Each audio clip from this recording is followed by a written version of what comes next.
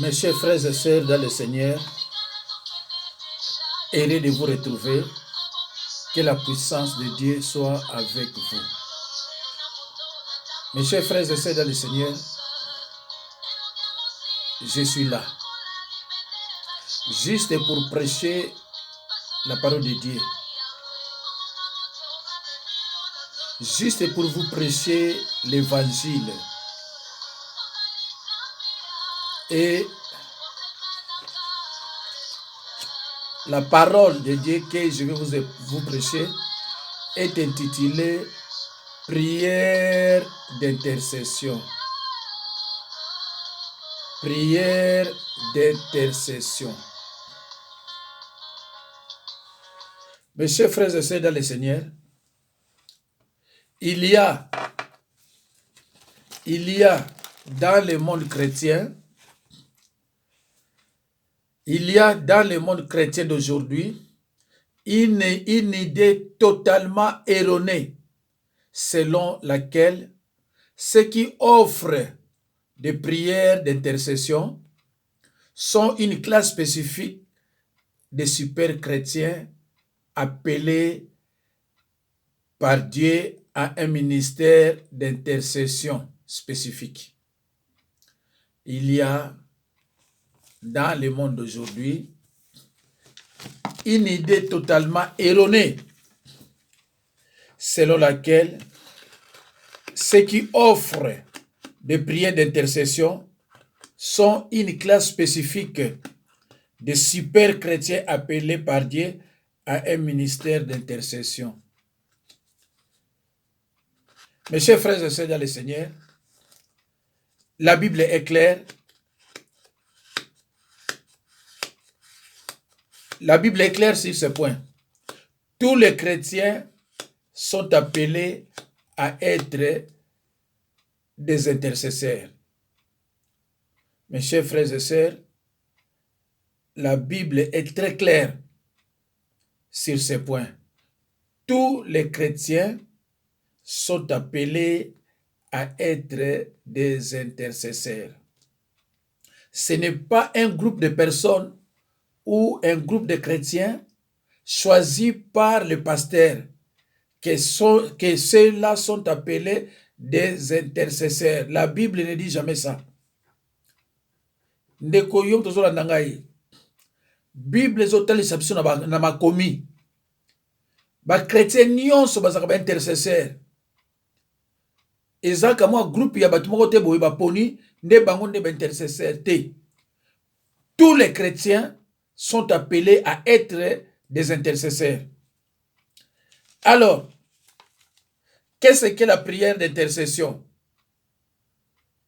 C'est quoi la prière d'intercession?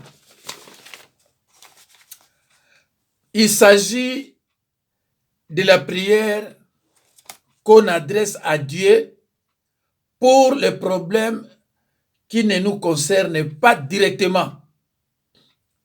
Exemple, prier pour les autres, prier pour le pays, prier pour les églises, prier pour les ministères, prier pour les familles, prier pour les conversions des gens, prier pour les ministres, prier pour le président de la République. Nyonso wana bandeko na ngai babengaka yango prière d'intercession. Donc prière d'intercession ali losambo oyo ezosala mais eza pona yo te, eza pona bato mosusu, pona bato malade na hôpital, pona famille na yo, pona ba camarade na yo, pona bandeko na yo, pona mboka na yo et le reste etc. Babengaka yango prière d'intercession.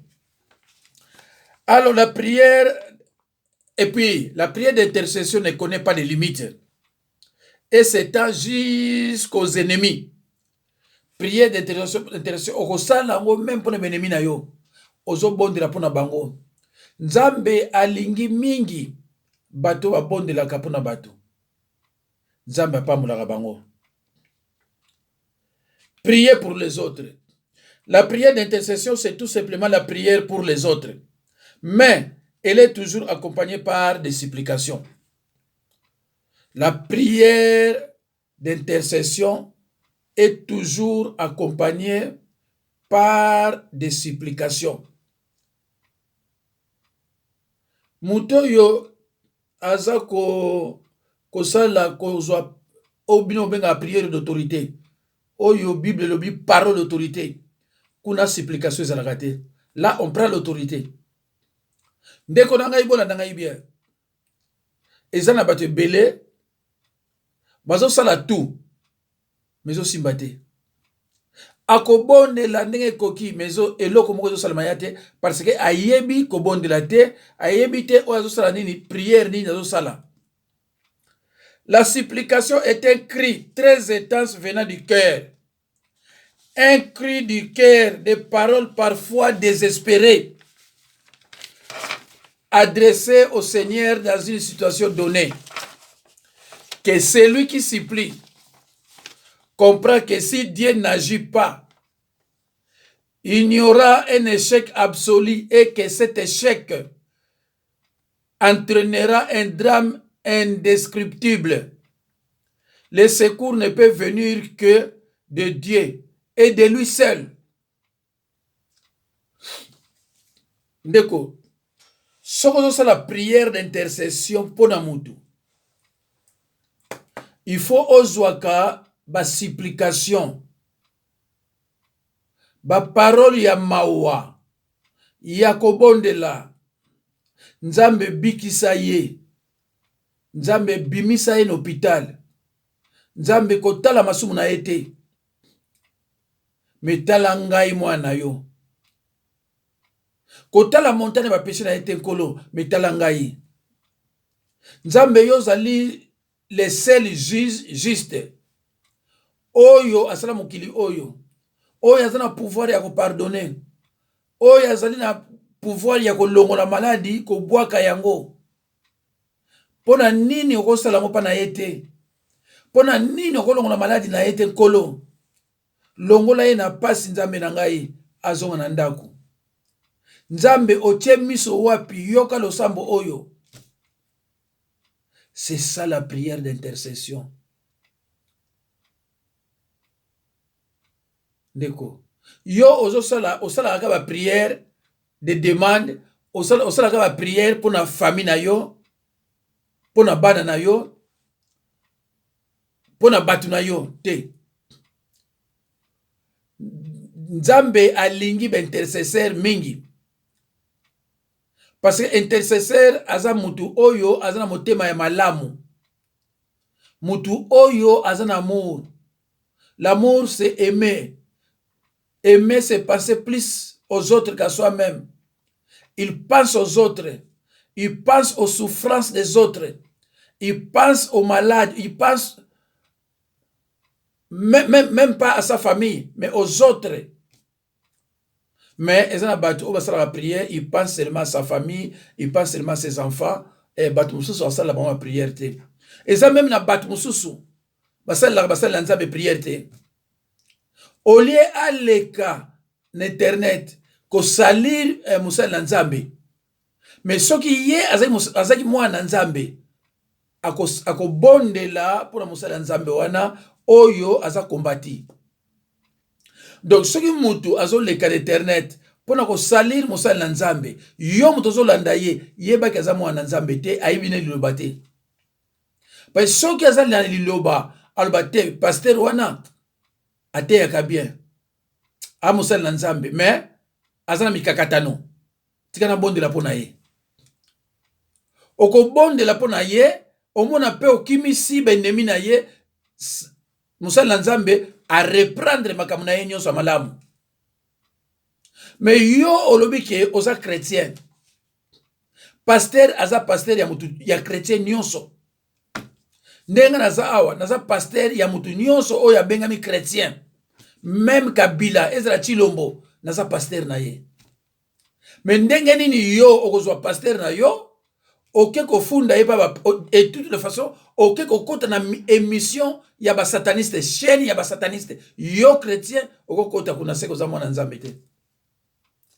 Parce soko za mwana Nzambe, okobondela okosala prière d'intercession pona combat au pasteur azana yango esila nzambe azwa lokumu to glorifier ye yo otiki procédure wana yo ke na internet obandi koganga.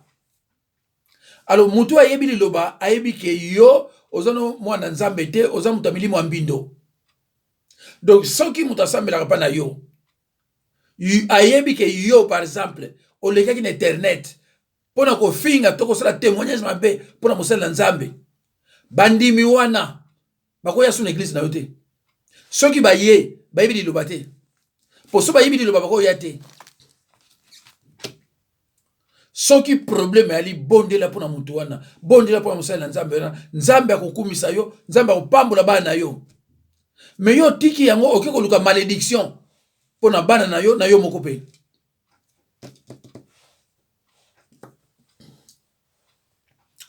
Alors, mes chers frères et sœurs, la figure du médiateur par la prière était courante dans l'Ancien Testament, avec notamment Abraham, Moïse, David, Samuel, Ézéchias, Élie, Jérémie, Ézéchiel et Daniel. Véritable intercesseur. Jésus est un grand intercesseur. Apôtre Paul pareil. Ndekorangaye. Soko lingi ba pambola yo. Ba pambola bana yo. Ça va prière d'intercession. Cela veut dire qu'au fandi, on sera prière pour na musala nzambe. On sera prière pour na benemina yo ba finga yo, o ba tungisa yo. On sera prière pour na ndeko na za maladi. On sera prière pour na moninga moko zo souffrir. On sera prière pour na libala ya batu wana ezana nungu nungu. Bango ba ebité, mais yo ba sera prière pour na bango. C'est ça. Tous les chrétiens sont appelés à être des intercesseurs. Yo motozo landanga soko za chrétien, yeba ko za intercesseur. Soko za intercesseur te, oyebi lilobati. Yango nazo senga na yo olanda o mona ba verset, ezo la kisake yo pe oza intercesseur. Soki ba pona ba groupe batu wana o ba motozo ba intercesseur, bazana ba puissance wana soki ni non, yo pe oza intercesseur. Le Nouveau Testament présente Christ comme l'intercesseur ultime. Par conséquent, toute prière chrétienne devient une prière d'intercession puisqu'elle est offerte à Dieu par lui. Ndeko, prière nyonso oyo biso to sala ka totindaka na Nzambe et comme la prière d'intercession. Parce que Bible ezolo bana biso que Jésus, nous avons un seul intercesseur. Voilà. Dans Hébreu 7, 25.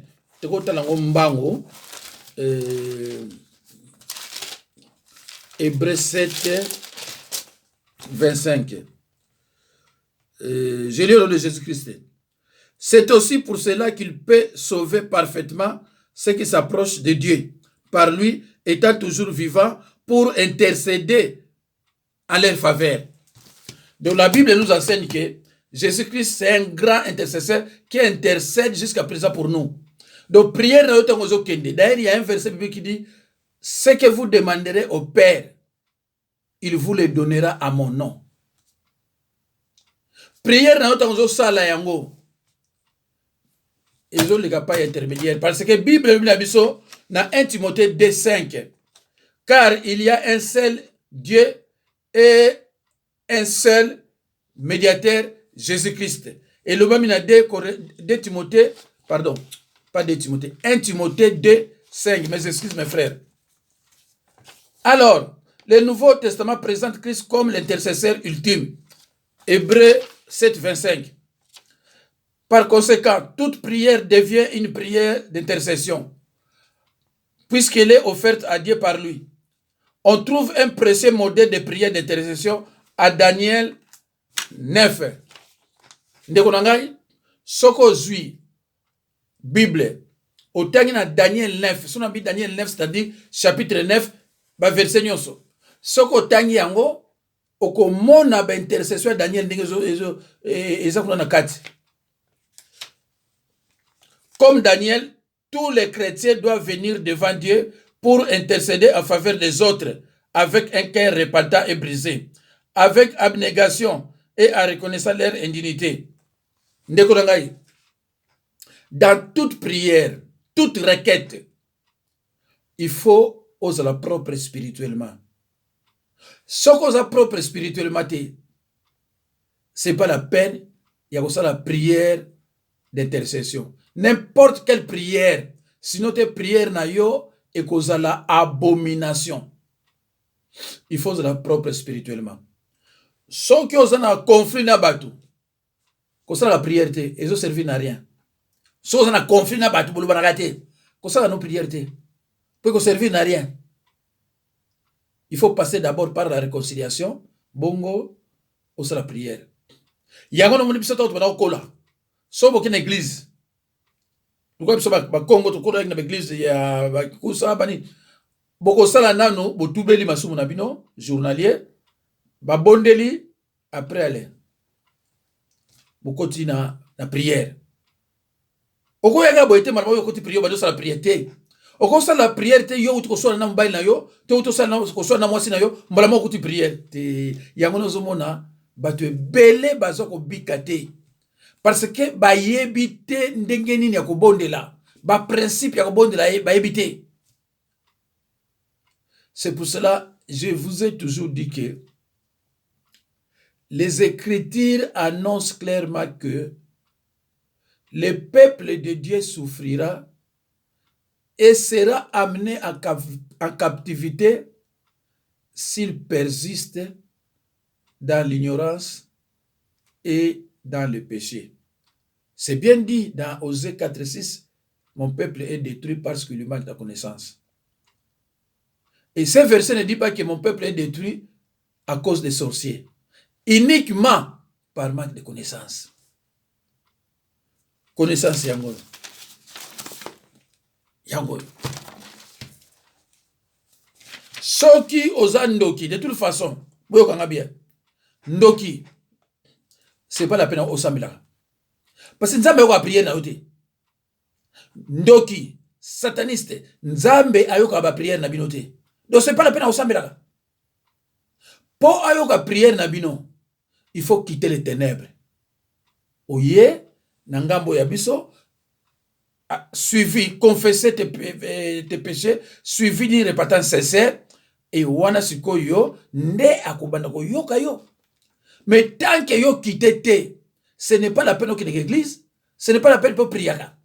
Parce que ceux qui ont l'église, pour changer la hauteur, et aux ça ils l'ont monté. Aux autres, ce n'est pas la peine qu'il y ait prier. Parce que nous avons prié, il y a ndokité, nous avons prié, il y a sataniste. Parce que dans le monde spirituel, il y a le monde, le royaume de Dieu et le royaume du diable. Dans le monde spirituel, il y a le royaume de Dieu et le royaume du diable. Si quand il y a un royaume en Zambé, il y a amour, joie, paix. Et le Saint-Esprit aussi. Mais dans le royaume du diable, il n'y a pas l'amour, il y a la haine, il n'y a pas le Saint-Esprit. Il n'y a pas l'amour, il y a la haine. Et il n'y a pas aussi le Saint-Esprit. Votre Dieu, c'est Satan. Alors, Dieu nous a créés libres. Jamais. Donc, c'est à toi à prendre cette décision de quitter les ténèbres avec fermeté. Et, ok, pas passer la solo. C'est vrai que c'est difficile pour nous yom tolia bateau au la repentance, mais ce qui yo lingi au salayango, ce qu'on a déterminé au salayango.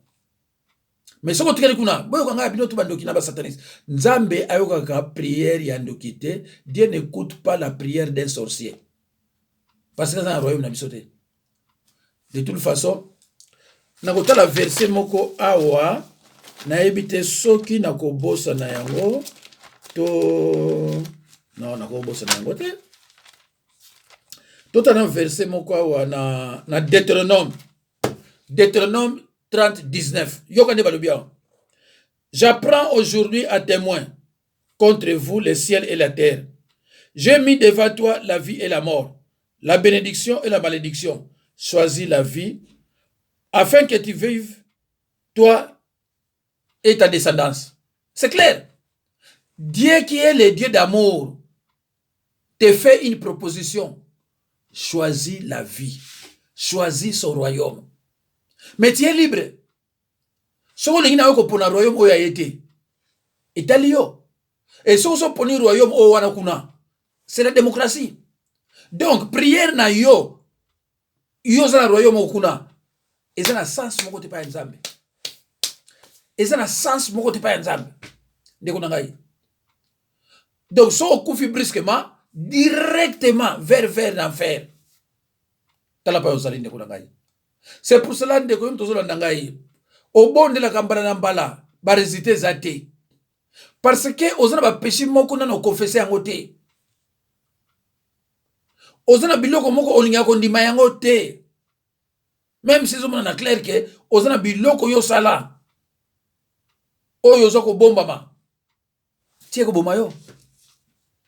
Mais yeba yango ke awa na mukili to zana ngo physique. Soko zo loba makam oyo salate. Tango okende pasi yo komona ba ko yebisa oke awa confession la raté. Prière d'intercession. Prière d'intercession. Nous avons aussi besoin d'un intercesseur. Pourquoi? Parce que nous avons un grand ennemi, le diable, qui est tout enfant de Dieu. Tous on a besoin d'intercesseur. Parce que tous on a un ennemi, le diable. Ennemi wana alinga mwana nzambe te. Ennemi wana alinga chrétien te. Yangwana tuzana besoin d'intercesseur. Yangwana église mobimba, boza kuna boza intercesseur. Ezate que ye wana intercesseur yet. Non. Tuzona dans le verset. Alors, voici une liste non exhaustive des personnes pour lesquelles nous devons intercéder. 1. Prier pour les autorités. 1 Timothée 2, 1 à 2. Priez pour les responsables d'église. Philippiens 1, 19. 3. Priez pour l'église. Psaume 122, 6. 4. Priez pour nos amis. Job 42, 8. 5. Priez pour nos concitoyens. Romains 10, 1. 6. Priez pour les malades. Jacques 5, 14. 7. Priez pour nos ennemis. Jérémie 29, 7. 8. Priez pour ceux qui nous persécutent. Matthieu 5, 44. 8. Priez pour ceux qui nous abandonnent. 2 Timothée 4, 16. Et priez pour tous les hommes. 1 Timothée 2, 1 à 2. La Bible dit clairement que tous les chrétiens sont appelés à être des intercesseurs. Le Saint-Esprit habite dans nos cœurs et tout comme il intercède pour nous selon la volonté de Dieu. Romains 8, 26 à 27. Nous devons intercéder les uns pour les autres. Pardon.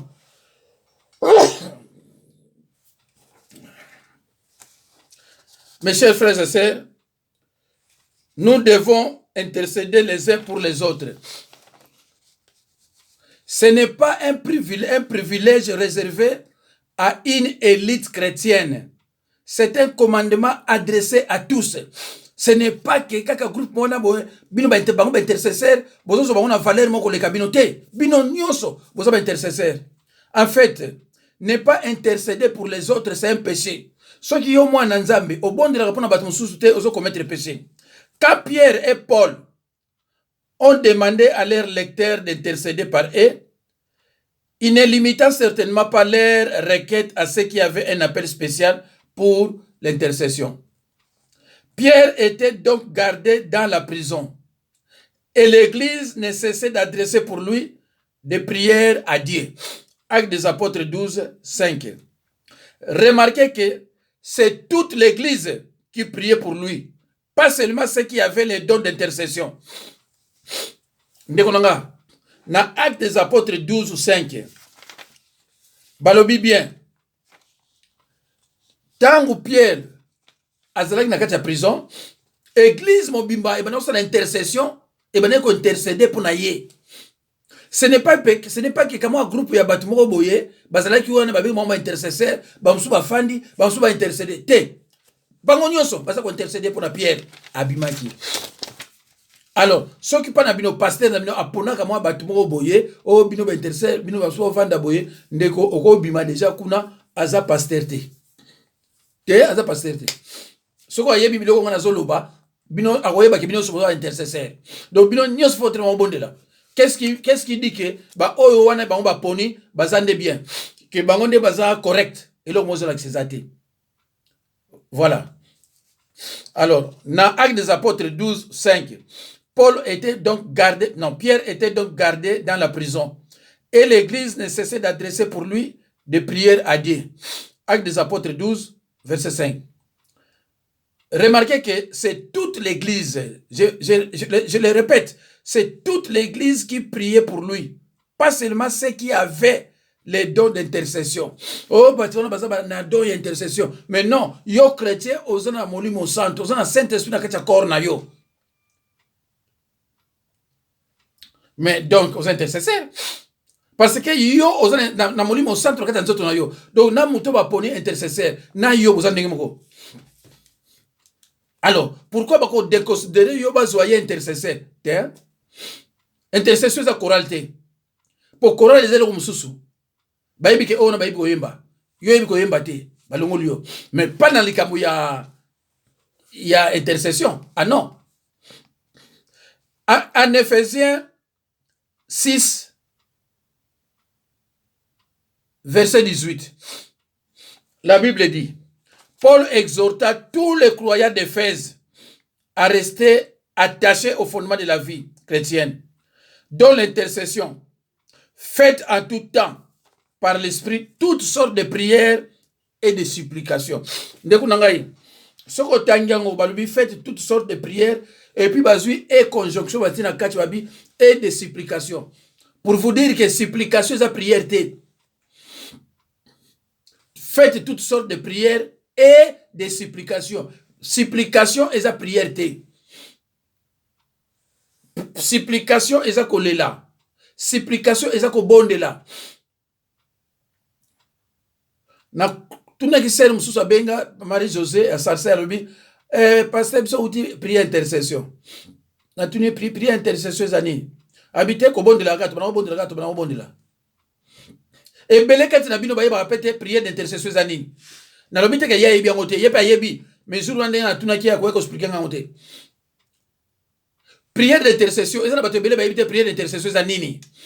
Ba le biso ke prière d'intercession. Abano bondela et puis esili abano bondela pour la famille et puis esili azo nanda prière d'intercession tant bino boke l'église eza pona ko tala liste ya bato bozana bango na ba problème o baza ba maladie o zana ba nini bo bondela ka pona bango bino nyonso bozana bo bondela pona bango parce que vous êtes des chrétiens. Paul a aussi demandé à tous les croyants de Rome de prier pour lui. Lisez à Romains 15, 30 à 32. Ainsi en Colossiens 4, 3 à 4. On a botanga, verset. Paul a aussi demandé à tous les croyants de Rome de prier pour lui. À ceux qui va croire, nyonso ya Rome va prier pour naye. Alors, vite que yo intercesseur prier pour naga. Non, abibino tout. Parce que ayebi ke bino nyonso bozo ba intercesseur. Chrétien nyonso za intercesseur. Alors ba verset nazo kopesa awa pona bino bo vérifier bo tala soki on nazo pesa bino ko verset za yango te. Bible mtelo biango.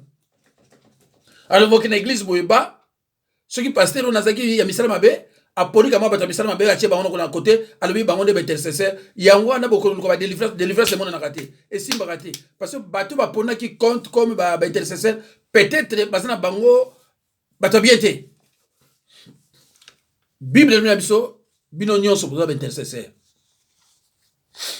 Aucun de ces appels à l'intercession n'indique que seul un certain groupe de personnes pouvait intercéder. Au contraire, ceux qui veulent qu'on intercède pour eux ont besoin de l'aide du plus grand nombre. L'idée selon laquelle l'intercession serait le privilège et l'appel seulement de certains chrétiens n'a aucun fondement biblique.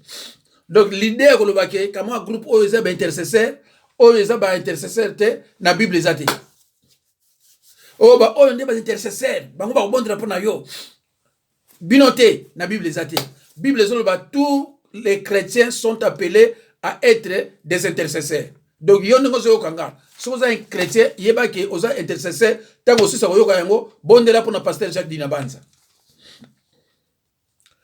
Pire, c'est une idée destructrice qui mène souvent à l'orgueil et à un sentiment de supériorité. Dieu appelle tous les chrétiens à être des intercesseurs. C'est sa volonté que chacun de nous intercède pour les autres. Bandeko, ceux qui va poni ba on intercesseur. Et comme on est comme orgueil. Ah, biso za ba intercesseur. Ah yote. Biso yote a wanate. Bible sur la biso bino nyonso boza ba intercesseur. Alors bandeko nangai na suki wana nzambe apamula bino